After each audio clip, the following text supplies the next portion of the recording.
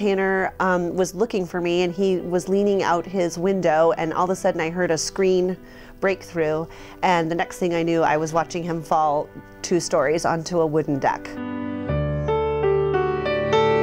And we went to the ER, and one look at him and they said, we're gonna send you to Oakland Children's because we don't have a trauma ward here. And when we got to Oakland, we knew that he was pretty badly injured because we were in a pediatric trauma ward, and they started assessing his injuries. And right away I met an excellent trauma doctor, and he told me that you're going to be here for a long time, but we're going to take good care of you. And he really kind of just put me at ease, and I was just then waiting to hear sort of what the prognosis for Tanner was. And so he sustained a skull fracture that was pretty significant from his orbital socket up to the top of his skull, and he had a very severe concussion that the trauma doctor explained to me would be sort of like 2 NFL football players running head-on into each other without helmets. They said to me, this is a little bit worse than we thought, and so we're gonna have to operate. He had compound fractures in both arms, and that's where we were for several days in the hospital with Tanner. Something that happens when you're in a ward like the pediatric trauma ward is you do connect with other families because you're all there for a long time. You're there kind of seeing the worst of each other, and you kind of form this unique bond with people that are completely different than you are. All kinds of people are there, obviously, and they're all in a rough place. And it was nice to connect and meet those other parents on the ward. This one woman in the bed next to Tanner, there was a little boy who was about the same age, and he had had surgery that had resulted in a pretty severe infection. And she was a working parent. She told me, I have 3 jobs. She couldn't even be at the hospital with him a lot of the time, and that was really hard on her.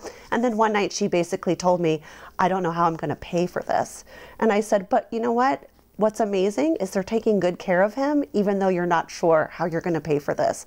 Just focus on the good care he's getting despite your worry. And I don't know whatever happened with that family, but I do know that he got the same care that Tanner got, and that the idea that this family may not be able to pay their bill or didn't have insurance wasn't even a thought in those nurses and doctors' mind. They just tended to him in the same amazing way they tended to my son.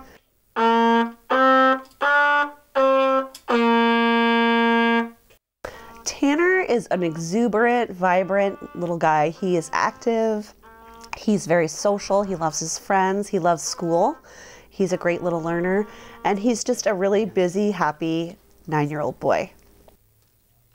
I'm a 3rd grade teacher. I've taught 3rd, 4th, and 5th grade for 25 years, and one of the things that I love about my job is that I get to see so much growth in kids and so much positive interactions all day long. That's mostly what I deal with. Of course, some kids have a hard time at school, but for the most part, I work with kids at their very best. Their kids put their best selves forward at school every day, and I'm really lucky and grateful that I get to do that kind of work.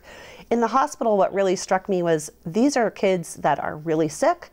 They're really injured, they're in a lot of pain, they're really their worst selves here. And the doctors and nurses had to ask them to do things that are uncomfortable, that are scary, that hurt, and they could do it so well. And I take my hat off to people that can get the best out of kids when they are really having their worst day, probably of their whole life. And they kept their spirits positive. They just were so gentle and so thoughtful in the way that they spoke to the kids. The doctors and nurses were really nice to me, and they really cared. And if I could go to any hospital, I would probably go to there because they're so nice.